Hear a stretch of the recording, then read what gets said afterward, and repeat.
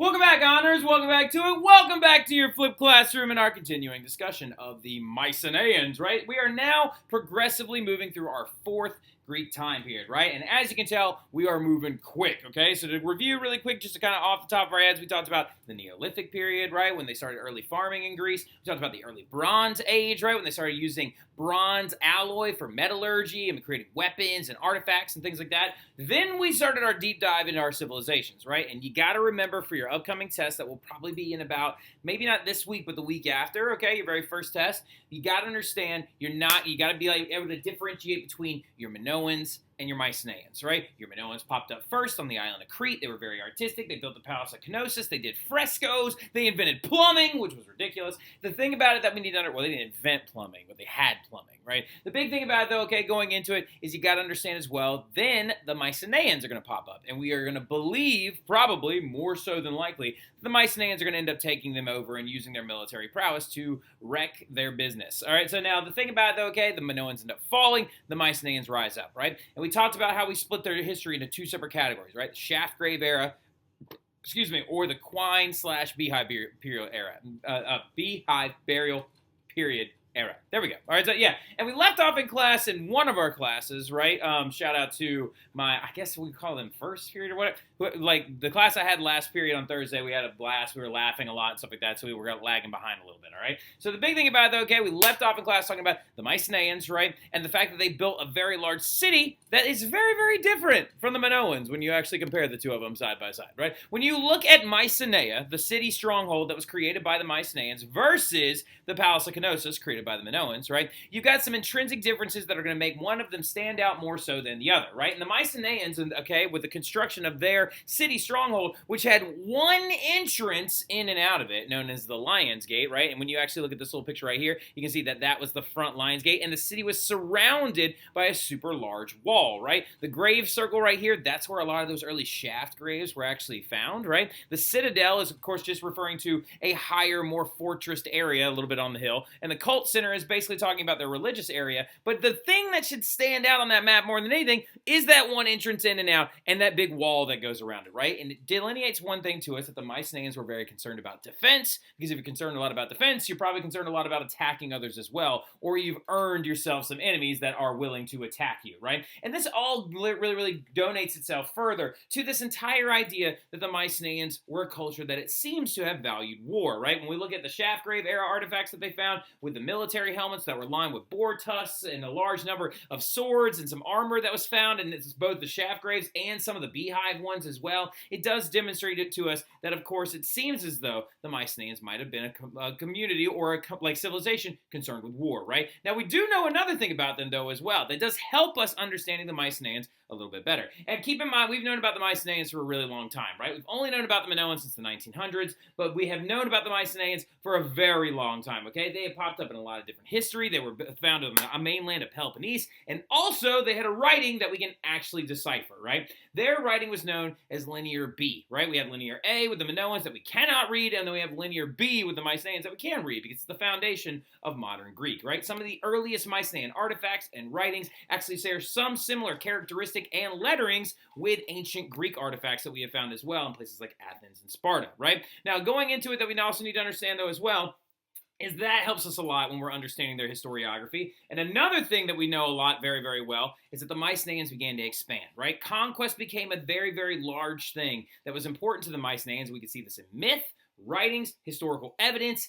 and the like, right? It expanded over, or the Mycenaeans expanded over most of modern-day Greece, creating an extremely large military that actually was very, very much kind of a prowessable, very large, intimidating group that the ancient world would have actually seen. Because you got to understand, there were other people out there too, right? The ancient world was replete by this point in the 14th century BC, okay? Which means we're talking about like the 1400s, okay, era, or actually no, is it the 15th or or the 13s, yeah. So the 1300s BC and stuff like that. When we're looking at this map, we're also talking about the New Kingdom Egyptians, right? We're also talking about the Hittites that were over here, which are actually going to grow so large they're going to take over a large chunk of the Egyptian area, right? We also know the Assyrians were on the rise. There's a large number of ancient peoples that are very, very large and creating something that you would actually flirt with the idea of an empire, right? So going into it, but then you got the Myceneans right over here that controlled almost all of modern day Greece, right? Now they created for themselves a little bit of a rival though. There was a city-state that was very large that was not a part of any of these original empires,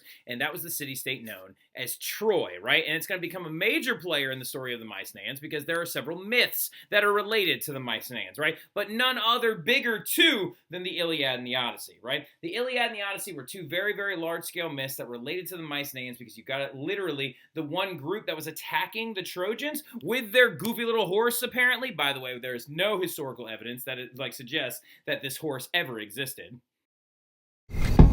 Delivery!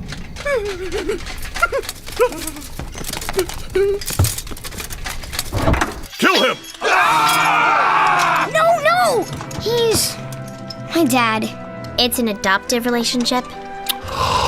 Aww. Unless you look at Mr. Peabody and Sherman. So going into it, though, you have to understand that, the horse might not have been real. This guy might not have been real, who was a Mycenaean warrior as well. That is none other than Achilles, right? Achilles, the, invincible Mycenaean warrior that was only weak in one place, his heel, right? And the only reason that he was weak in that one place is because apparently his mama, after she gave birth to him, dipped him into the river Styx. But the problem was when she dipped him, she didn't, switch feet and dip him again, right? She didn't double coat this child or whatever. She was holding him by his ankle, and that's the only thing that didn't touch was his heel and his foot, right? And of course that's what, according to myth, that's what made him that's what made just his ankle and his heel a little bit weaker, right? But the thing of what we're getting at, though, is that Achilles is a Mycenaean warrior. The main bad guy in these, in both of these stories, what's his name? Agamemnon, right? Who apparently that German scientist believes he discovered that gold mask of in that shaft grave, right? Agamemnon is another famous figure in all of these stories, and they had a very large scale with the war with the Trojans, right? And the reason why, it was all over a woman, right? Helen of Troy. I know somebody in one of our classes knew who exactly. I think it was Annalise, I think, knew it was Helen of Troy, which is very, very impressive, Annalise. All right, so now going into it, though, Helen of Troy apparently caused this whole thing when she was supposed to be married off to this guy named Menelaus, who is Agamemnon's brother, and then she ends up running away with this boy named Paris from Troy because they were in love with each other and blah, blah, blah, and then the Mycenaeans go and attack Troy because they want to get her back, right? Also, and then it also leads later on to the Odyssey, which is, of course, Odysseus and his journey home, trying to actually get back from the Trojan War, right? Now, we do know that this was written 700 years later, but when we actually blend together the ideas of that myth and the evidence and the artifacts and archaeological evidence that we have of the Mycenaeans, we've known about them for a really long time, right? Now, the whole story, though, does describe a massive war that broke out between the Mycenaeans and the Trojans, which we do believe actually happened, right? We believe in history that a war between the Mycenaeans and the Trojans happened, except we believe that it was probably more so likely motivated by trade and old rivalries in real life, right? In real life, we don't think it was about Helen, and we don't think that Paris stole her, and we don't think that, Achilles drags Hector, Paris's older brother's, dead body around the outside of Troy after they have a big duel and stuff. By the way, if you're ever interested in watching it, there's a movie that has Brad Pitt who stars as Achilles. It's called Troy. It's not terrible. It's not the worst movie I've ever seen anyway. All right, now going into it, though, we believe actually what probably happened is the Trojans probably decided to trade with the Hittites, the neighboring empire in blue on that map I showed you earlier, instead of the Mycenaeans, which actually probably caused a big rivalry between them, and that's why the whole thing happened. But the Mycenaeans, we do know, besieged Troy, okay? That sentence doesn't make any sense. The Mycenaeans besieged Troy and destroyed it, okay? Now, this becomes a huge importance, mainly going forward, due to the fact that it inspired many myths, okay? It inspired many different stories to be told, and it also made a very massive impact on history, right? Now, going into it, though, we then see something pretty cataclysmic happen, all right? Something really, really big and super, super important is going to happen because just like the Minoans, all right, which we know disappeared around 1400 BC, right? They started kind of vanishing. Their island was taken over by the Mycenaeans, right? And we do know that some really crazy stuff is happening in these early 4 time periods, right? But just like the Minoans collapsed, the Mycenaeans are going to collapse as well, which is a very, very interesting time period in the 8 Greek time periods, right? Because some of y'all probably asked yourself when you were writing these down in your notes, you were like, why did they have a Dark Ages all of a sudden in the middle of this time period, or these time periods? Why did the Greeks have a Dark Ages in the middle of their stuff? That seems kind of weird that everybody had a bad time, right? Well, it has to do with the fact that there was an event known as the Bronze Age collapse that actually caused this, right? Because when you break down history into two basic time periods, we know that the Bronze period kind of ended right around here, and so began the Iron Age right after it, right? Do we know what happened that caused the Bronze Age collapse?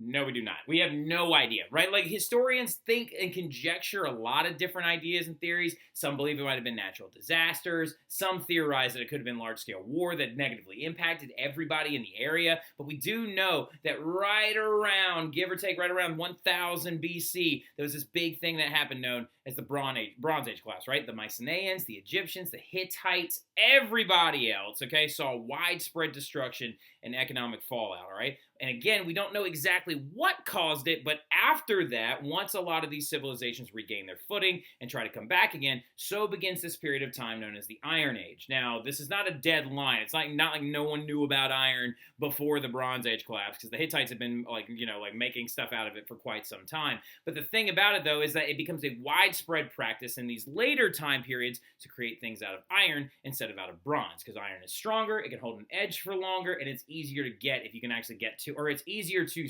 smelt if you can actually get to it, right? And iron becomes a very, very important good, and it lasts literally for the rest of time, right? Iron is then going to be later on turned into steel, right? Of course, in the 1800s and the 1700s during the Industrial Revolution. But we'll talk about that stuff a lot later on, right? But again, looking at this map, we have no idea what happened during the Bronze Age collapse, but legit, like, all these different terrible things. We believe that there was, like, large-scale, like, wars that possibly broke out, natural disasters. We just really don't know, right? Now, some other historians attribute it to the fact that they think there might have been large-scale migratory patterns of other groups of people that ransacked some of these areas, right? So, because it's interesting when you look at the fallout of the Mycenaeans, is new people showed up and settled the rest of Greece, right? So begins, though, it was during a time known as the Dark Ages, right? Known as the Greek Dark Ages, all right? Now, the Dark Ages infers the fact that this is going to be a time of bad art, no writing, population decline, periods of famine, and ironically, ironworking. Now, and so, like, the reason why I have 2 stars next to ironworking right there is because that's actually not a bad thing that happened in the Dark Ages, but most of the Dark Ages is replete with literally, basically, Greece just had to hit the reset button, right? Like, so something happened and they got swept up into this time period where we don't really have any concrete historical evidence of the things that happened during the Dark Ages. Now, we do have some leftover artifacts, okay, before somebody freaks out in my comments and, like, flips out and they're like, oh, well, no. Like, so, like, look, we have some things, but as you can tell, art took a massive step backwards, right? Like, historiography took a huge step backwards. They weren't recording things the same way like some of the Mycenaeans recorded some different things, okay? The Mycenaeans were replaced, okay? What ended up happening is a new group of people began to settle the mainland area of Greece, Peloponnese, and the islands that surrounded it, and they were an invading barbaric group known as the Dorians, right? Now, the Dorians were the very first ones ever to call themselves Hellenes, which actually later on translates into the word Greek. All right, so yeah, some of the only surviving histories of this time are the oral stories told by this guy named Homer, right? A blind poet named Homer, which is, of course, when you're going to begin to see the earliest origins of the Iliad and the Odyssey, both apparently, quote-unquote, written by the blind poet named Homer from the Greek Dark Ages, right? Well, the sad part about it is when we're looking at Homer, right, we don't even really know if Homer existed or not. The chances that Homer existed are probably pretty slim, right? Because the idea of a blind poet traveling from city to city, being apparently led around by a little boy, right? That he was like acting like a little guide dog and stuff like that, just taking him from one place to another so he could tell these oral recounted histories of the Odyssey and the Iliad. Chances of that are pretty slim, right? But the thing about it, though, is Homer more so represents the idea that it was, of course, recorded history was passed more orally at the time rather than being written, right? And the Iliad and the Odyssey do become very huge cultural bases for a lot of the things going forward, right? And when we look at Homer's stories and it all centers around this Trojan War, you have to understand that this one event, and this is why it's of huge importance, right? Going all the way back to when we talked about the Mycenaeans having like one very, very large-scale war with Troy. That's something we know happened during the middle of their time periods. We know that the Trojan War spawned several different major stories that will impact ancient civilizations going forward in a massive way, because you have the Iliad, which is the story of the war itself, focused around like King Agamemnon, Achilles, Paris, Helen, Menelaus, all those figures, right? The Odyssey is focused around Odysseus and his journey home. And then you have the Aeneid, which is going to be written over 1,000 years later by the Romans, right? Because the Romans are literally going to look back in their histories and relate themselves to the Trojans, the Trojan War, and the Greeks alike as well. When we look at a lot of Roman cultural things, a lot of it's the copying and pasting of ancient Greek stuff. Their gods are very, very similar, and a lot of their structures are very similar, right? But however, what we do know, though, is that the Dark Ages began to end right around 700 BC. Now, some of you are talking about, like, why are we only talking about some blind guy and how they couldn't write anything in the Dark Ages? Well, that's the enigmatic kind of, like, qualities of the Dark Ages, is that it was dark. It was a time period of, like, kind of lost evidence, right? We don't have a lot about it, so I can't talk about it for very long. But right around 700 BC, right after a few centuries later, writing is going to slowly begin to come back, right? And trade is going to start coming back, right? And then also you're going to see some other big things like new city-states are going to begin to be founded, right? Particularly that of Athens and Sparta. Now, this is really big, okay? During the Dark Ages, Athens and Sparta, towards the tail end of it, are going to be founded, and their cultures will begin to grow. And then the Olympics begin in right around 749 BC is right around when they start. And y'all know what the Olympics are. We just got done with a set of them in Paris, right? It was actually absolutely a fantastic Olympics. I really enjoyed watching it this year. But the Olympics began around that time when these city-states started coming together, right? Ignoring their cultural and geographic isolated differences and began to compete against one another, right? The Greece that you know of kind of begins in this next time period known as the Archaic period, right? So the Archaic period ends right around 700, the Archaic period starts right around 700 BC, and it usually is delineated with the beginning of the Olympics as the beginning of the Archaic period, right? Now, what archaic means is kind of like old or out of date, right? But what we really look at when we're talking about the Archaic period, we're talking about the rise of Greece under Athens and Sparta. Now, ironically enough, the word archaic means old or of ancient use, but this period established everything Greek that most people know of today, right? You've got, for example, literally Michigan State. Their mascot is called the Spartans because these people were so important. And you could literally move to a city in Georgia called Athens, Georgia, that is named directly after the city-state of Athens in ancient Greece, right? These things permeate our society. They're very, very much all around us. There's a big movie we'll talk about that came out when I was in high school that I was obsessed with. It was called 300. It talks about like the battle of the Spartans, or the Spartans against the Persians at the Battle of Thermopylae and stuff. But the Archaic period starts all the really fun stuff about ancient Greece that a lot of you actually know of a little bit better, right? Talking about your gods, your goddesses, your like story structures like that, because during the Archaic period, that's when your stories about Zeus and Hera and Athena and all those folks start popping up, right? Because of this book written by this guy named Hesiod called the Theogony, right? So, but we'll talk about that a little bit later on. The big thing about it, though, is we're going to stop right here. Y'all enjoy what's left of your weekend, and I'll see y'all soon. Y'all have a good one.